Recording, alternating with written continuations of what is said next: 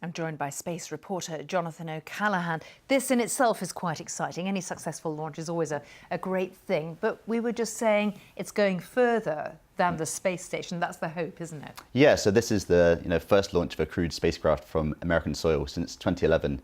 And really now the sky is the limit of the future for this spacecraft. We think it could take astronauts to orbital destinations, including the International Space Station. But yeah, it's a very exciting future now for American spaceflight. Yeah, Elon Musk is not one to be kind of limited, is he? I mean, the ISS is not the end of his story. It's a stage. Mm-hmm. Yeah, so SpaceX want to prove they can launch humans so that far in the future they can maybe go to the moon, Mars, other destinations. This is the start of that journey, really. The start of what SpaceX was set up to do, which was to send humans into space. They're not the only commercial company in this field, or competing. No, of course. SpaceX have a rival, Boeing, who are also under contract with NASA to launch astronauts to the ISS.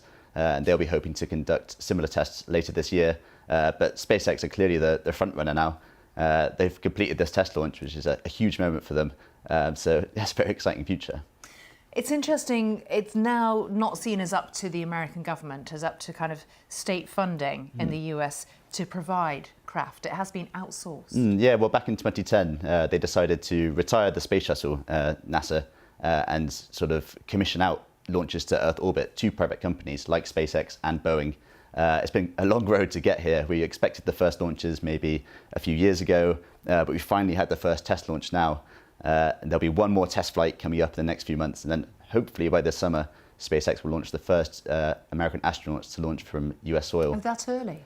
Hopefully. So they've got a dummy, they've got Ripley, and how can the dummy be used to predict how humans will respond and survive and thrive? So the dummy's kitted out with loads of sensors, loads of instruments. She was there sitting in one of the seats, one of the 7 seats. 7 people will fly on this spacecraft. Yeah, they'll be testing all the different ways the dummy reacted to the forces of going into orbit, responding to zero gravity and moving towards the ISS. Yeah, it's got a fun name, but it's also a very important experiment as well. Yeah, and we'll be watching the follow-ups. Jonathan, thanks very much. There have been fresh skirmishes